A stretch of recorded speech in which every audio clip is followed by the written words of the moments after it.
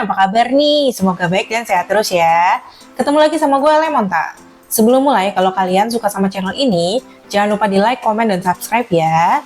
Hari ini kita mau bahas tentang seorang penyanyi wanita paling berpengaruh di Cina, yaitu Jolin Tsai. Selama berkarir, si Jolin ini terinspirasi banget sama beberapa penyanyi wanita, seperti Mariah Carey, Britney Spears, Lady Gaga, Kylie Minogue, dan masih banyak lagi. Dia udah merilis banyak banget single dan album dengan gaya musik dan tari yang terus berkembang. Image-nya juga terus bertumbuh, mulai dari image girl next door sampai ke image yang lebih dewasa dan seksi. Sebagai penyanyi wanita, fashionnya Jolin juga termasuk yang disukain banget sama fans-fansnya. Meskipun sempat dikritik karena keterampilan menyanyi yang lemah, suara tipis dan jangkauan vokal terbatas, alias suaranya dianggap rata-rata aja, cuman pengucapannya aja yang bagus, Jolin berhasil bertahan sampai sekarang dengan segudang prestasi. Bahkan dia disebut sebagai Ratu China Pop. Kehadirannya memberikan pengaruh ke sejumlah penyanyi wanita lainnya, seperti Cindy Wang dan Rainy Yang. Bahkan katanya stylenya beberapa kali menginspirasi penyanyi wanita lainnya. Sejak tahun 2004 sampai 2019, Jolin merupakan penyanyi wanita berpenghasilan tertinggi di Taiwan. Lalu menjadi tertinggi kedua di tahun 2020 dan 2021. Di tahun 2014 aja kekayaan bersihnya disebut-sebut sudah mencapai 2 miliar Taiwan dolar.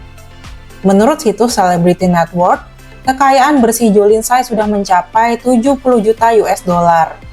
Kalau dirupiahin berapa tuh? Pokoknya dia itu penyanyi yang sukses banget deh di Taiwan sana. Jolin juga diketahui tinggal di sebuah rumah mewah di kawasan elit di daerah Taipei yang berharga 2,3 juta Taiwan dolar per meter persegi. Kebayang nggak gimana kayanya dia? Selain itu, di tengah industri musik Cina yang konservatif, Jolin tampil beda dengan sering berpartisipasi dalam berbagai aktivitas yang berhubungan dengan kesetaraan gender, hak-hak LGBT, dan lainnya. Dia juga menunjukkan dukungannya lewat beberapa lagunya, sehingga dia diakui sebagai ikon gay oleh komunitas LGBT di Asia. Salah satu lagunya sampai dilarang tayang di Singapura karena terlalu kontroversial. Menariknya, di musik video lagu tersebut, si Jolin muncul sama Ruby Lin. Kan menarik ya melihat dua orang yang selama ini dibilang mirip, ngumpul dalam satu video. Selain banyak prestasi dan sukses, kehidupan percintaan Jolin juga menarik untuk diikutin. Dia pernah menjalin hubungan dengan sejumlah laki-laki seperti Jay Chou, Eddie Peng, dan Vivian Dawson. Namun hubungan yang paling menarik perhatian sejak awal karirnya adalah hubungannya sama Jay Chou. Dua-duanya kenal sejak baru merintis karir sampai sekarang sama-sama udah jadi penyanyi sukses di Taiwan. Nah, gimana perjalanan karir dan percintaan Jolin? Simak terus sampai akhir ya.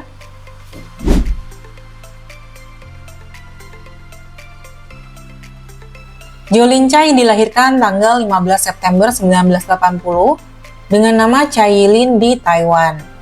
Dia memiliki seorang kakak perempuan bernama Jo Tsai. Sehari-harinya ayahnya menjalankan bisnis, sedangkan ibunya mengurus keluarga. Saat SMA, Jolin membentuk sebuah band yang beranggotakan teman-teman sekelasnya bernama Twister. Di band ini Jolin berperan sebagai vokalisnya. Bersama bandnya, Jolin sering tampil untuk acara sekolah dan kampus. Mereka juga sering ikut kompetisi nyanyi dan beberapa kali menjadi juara. Pada bulan Mei 1998, Jolin mengikuti kompetisi nyanyi yang diadakan MTV. Di kompetisi tersebut, dia menyanyikan lagu The Greatest Love of All dan berhasil menjadi juara mengalahkan ribuan kontestan lainnya. Kemenangannya di acara ini menjadi tiket masuk ke dunia hiburan. Di tahun 1999, dia menandatangani kerjasama dengan Universal Music Taiwan. Setelah itu, Universal Music Taiwan mengatur serangkaian kursus untuk Jolin selama 6 bulan. Jadi selama 6 bulan, dia belajar nari 2 kali seminggu, belajar make up 2 kali seminggu, dan belajar public speaking. Selain itu, dia juga dikirim ke beberapa negara seperti Jepang, Inggris, Irlandia, dan Amerika untuk menonton konser para penyanyi yang manggung di sana. Di tahun yang sama, dia juga diterima di Universitas Katolik Fujen, jurusan Bahasa Inggris.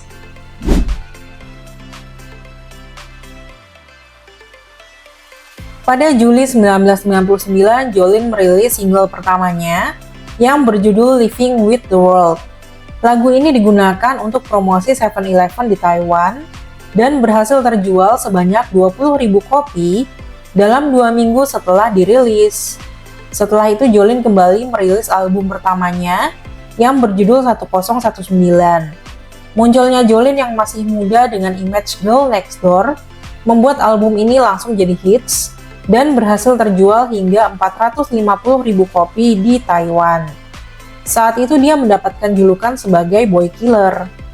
Di awal-awal kemunculan Jolin, ada Ruby Lin yang lagi naik daun banget karena drama Putri Huanchu. Saat itu media menggambarkan Jolin sebagai bintang muda dari Taiwan yang melejit di dunia musik setelah memenangkan kompetisi menyanyi. Penampilannya digambarkan sedikit mirip sama Ruby Lin. Aku pun pas awal-awal lihat dia, juga mikirnya dia mirip sama Ruby Lin sih guys. Di tahun 2000, Jolin kembali merilis album berjudul Don't Stop. Album ini kembali jadi hits dan berhasil terjual hingga 500.000 kopi di Taiwan. Angka penjualan ini membuat albumnya menjadi album wanita terlaris kedua di tahun 2000 dan album terlaris ke-6 di tahun 2000. Selain itu, Jolin juga merilis buku fotonya yang berhasil terjual lebih dari 60.000 kopi di Taiwan. Laris manis pokoknya. Di bulan Desember 2000, Jolin kembali merilis album ketiganya berjudul Show Your Love. Album ini kembali terjual sekitar 260.000 kopi di Taiwan. Di tahun 2001, Jolin berpartisipasi di sebuah variety show. Di acara tersebut, dia pertama kali ketemu sama Jay Chou yang juga baru memulai berkarir tapi udah terkenal. Keduanya kelihatan cocok banget ya guys.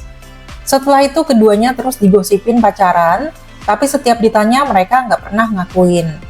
Di pertengahan tahun 2001, Jolin menyanyikan versi Mandarin untuk lagu tema film Disney yang berjudul Atlantis The Lost Empire. Sebulan kemudian dia kembali merilis album keempatnya yang berjudul Lucky Number.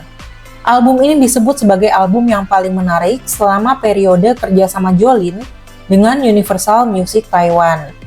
Namun album ini juga merupakan album yang paling kurang dipromosikan karena saat itu Jolin sedang berselisih dengan Universal Music Taiwan.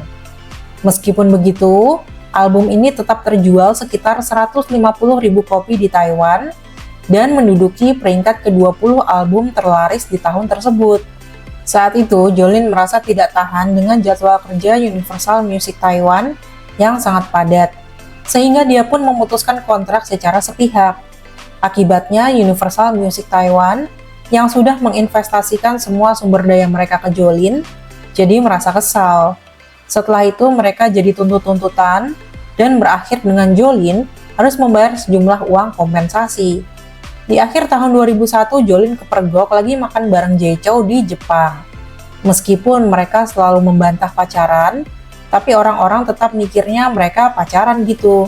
Apalagi ada gosip dari orang dalam, katanya Jay Chou sampai milih nomor ponsel yang ada angka 1010-nya selama menjalin hubungan sama Jolin. 1010 kalau dibaca kan jadi giling-giling. Mirip namanya Jolin Cailin.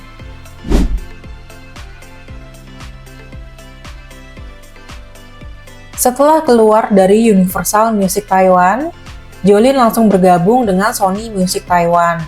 Kabarnya sih dia masuk ke Sony Music Taiwan atas pengaruh dari Jay Chou. Keduanya kemudian berkolaborasi dalam pembuatan album Jolin selanjutnya. Di tahun 2003, Jolin merilis album kelimanya berjudul Magic. Hasilnya, album ini berhasil terjual lebih dari 360.000 kopi di Taiwan dan lebih dari 1,5 juta kopi di Asia. Penjualan ini membuat albumnya Jolin menjadi album wanita terlaris selama tahun tersebut. Di album ini Jolin tampil beda banget dari sebelum-sebelumnya, kayak lebih dewasa gitu. Dan setelah itu dia terus bertransformasi, meninggalkan image Girl Next Door-nya menjadi penyanyi keren, dan lama-kelamaan berubah lagi jadi penyanyi seksi. Saat itu muncul isu bahwa Jolin sudah melakukan operasi plastik karena wajahnya terlihat agak berbeda. Meskipun Jolin membantah kabar tersebut, foto-foto yang menunjukkan perubahan wajah dan tubuhnya banyak banget sih yang beredar. Di tahun yang sama, Jolin menjadi pemeran utama untuk drama berjudul High Working Girl. Saat itu dia kembali digosipkan pacaran sama lawan mainnya si Shoulo. Di kemudian hari keduanya jadi temenan.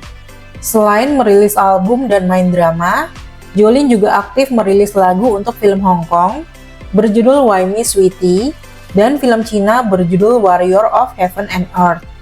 Setelah itu dia juga menerjemahkan buku-bukunya Madonna. Di tahun 2004, Jolin kembali merilis album berjudul Castle. Dalam pembuatan album kali ini, Jolin masih bekerja sama dengan Jay Chou. Sama seperti sebelum-sebelumnya, albumnya juga laris dan jadi album wanita terlaris selama tahun tersebut. Di tahun yang sama, Jolin mengadakan tur konser pertamanya berjudul J1 World Tour di Shanghai, China. Tur ini berlangsung selama 1 tahun 9 bulan di 7 kota. Sambil konser keliling, Jolin juga merilis album kompilasi. Sayangnya di bulan Februari 2005, Jay Chou tertangkap media lagi jalan bareng pembawa berita bernama Patty Ho di Jepang. Kabarnya setelah itu, Jolin sengaja menghindari ketemu baik sama Jay Chou maupun Patty Ho di publik. Di bulan April 2005, Jolin merilis album ketujuhnya yang berjudul G-Game. Kalau di album ini dia kolaborasinya sama Wang Leehom dan Ivana Wong. Sama seperti sebelum-sebelumnya, albumnya juga laris dan jadi album wanita terlaris selama tahun tersebut. Setelah itu, Jolin meninggalkan Sony Music Taiwan dan gabung ke EMI Taiwan.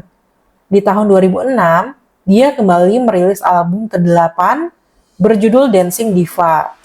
Album ini berhasil terjual hingga 300.000 kopi di Taiwan dan 2,5 juta kopi di Asia. Angka ini menjadi penjualan tertinggi selama tahun tersebut. Albumnya juga menang di Golden Melody Award untuk album Mandarin terbaik. Selain itu, Jolin juga menang kategori penyanyi Mandarin wanita terbaik dan penyanyi wanita terfavorit.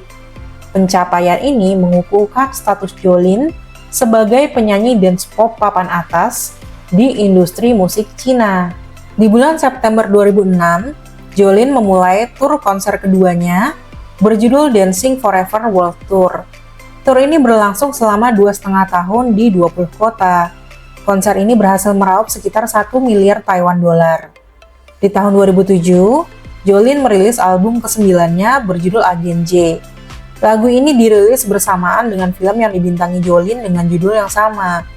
Sayangnya, film ini nggak bisa disiarkan secara publik di beberapa tempat karena berbagai sebab. Di tahun yang sama, Jolin tertangkap media lagi jalan bareng Eddie Peng di London, Inggris. Keduanya juga tertangkap media ketemuan beberapa kali di Taiwan. Di tahun 2008, Jolin dapat penghargaan dari Kementerian Tenaga Kerja Taiwan sebagai pengakuan atas kinerjanya yang luar biasa di industri hiburan.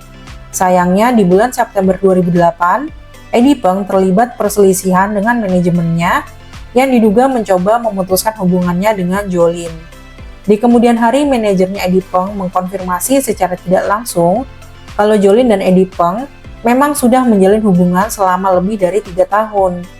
Warganet menduga mereka pisah karena ibunya Eddie Peng yang melarang mereka untuk lanjut. Karena ibunya Eddie Peng gak suka, Jolin yang gak mau ngakuin Eddie Peng sebagai pacarnya ke publik. Warganet juga menduga ibunya Eddie Peng gak suka melihat penampilan Jolin yang terlalu seksi. Namun ini semua cuma dugaan yang belum terbukti kebenarannya. Di akhir tahun 2008, Jolin pindah ke Warner Music Taiwan dan merilis album ke-10-nya yang berjudul Butterfly. Sayangnya album ini nggak diterima dengan baik sama para kritikus musik karena dianggap kurang inovasi. Namun album ini tetap berhasil terjual sampai 130.000 kopi di Taiwan dan lebih dari 1 juta kopi di seluruh Asia. Pada Oktober 2009, Jolin bersama rekannya mendirikan perusahaannya sendiri yang mengurus mulai dari manajemen artis, produksi, dan lainnya.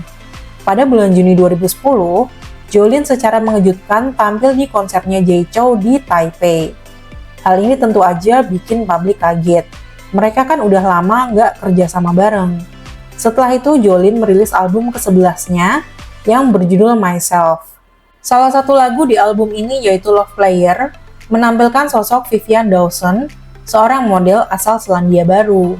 Setelah itu keduanya terlihat media lagi bareng di Jepang. Di kemudian hari keduanya sering pergi berdua keliling dunia.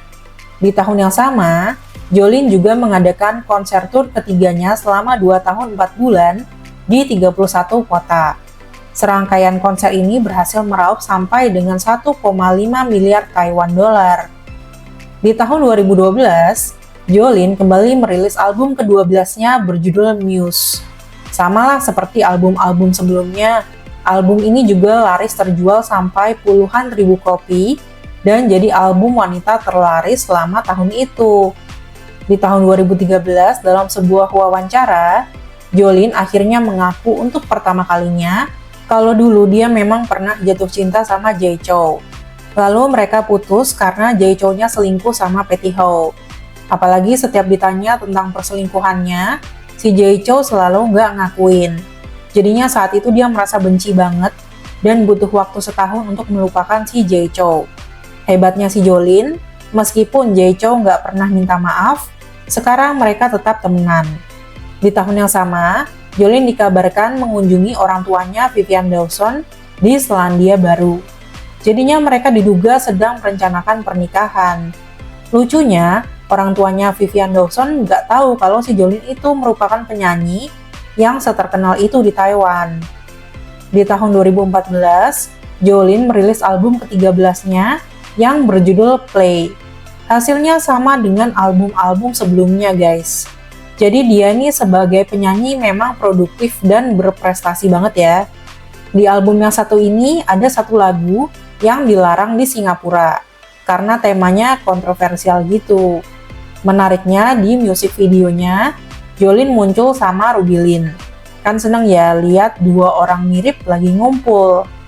Setelah itu, Jolin juga kembali mengadakan tur konser keempatnya dengan judul Play World Tour selama setahun 2 bulan di 23 kota.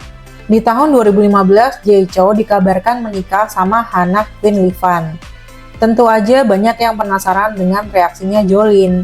Saat itu dia malah memposting artikel yang berjudul Wanita Tidak Seharusnya Menikah Sebelum 30 Tahun.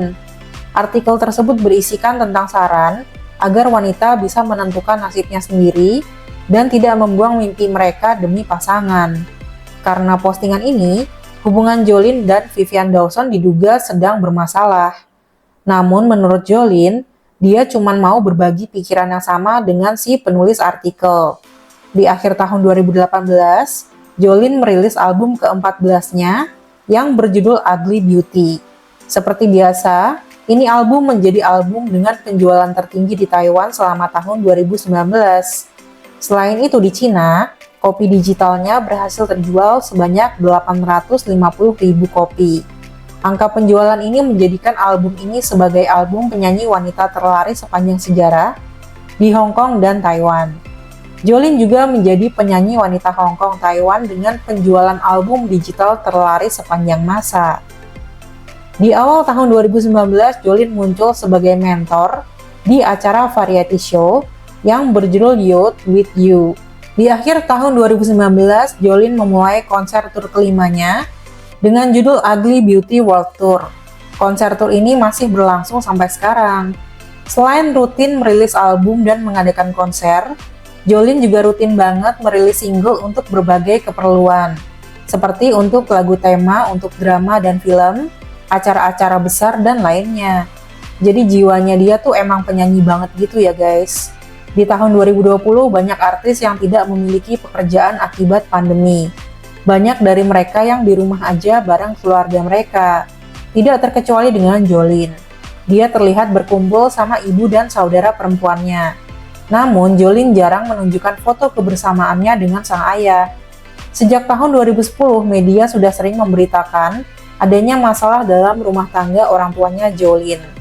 Hal ini karena sang ayah sering terlihat absen di acara-acara keluarga. Saat itu media nggak asing dengan sosok ayahnya Jolin, karena sejak awal karirnya, sang ayah selalu mendampingi Jolin, mengatasi berbagai permasalahan, dan menghandle keuangan Jolin. Jolin yang sedang berada di puncak karirnya, tentu tidak pernah menanggapi berita apapun tentang permasalahan yang dialami oleh kedua orang tuanya. Beberapa tahun kemudian, kedua orang tua Jolin benar-benar bercerai. Saat ini sang ayah sudah membangun keluarga baru dengan seorang perempuan Thailand dan memiliki seorang anak. Sekian cerita hari ini, terima kasih udah nonton sampai akhir ya. Mohon maaf kalau ada salah-salah kata atau udah salah dalam penyebutan nama ya. Dadah!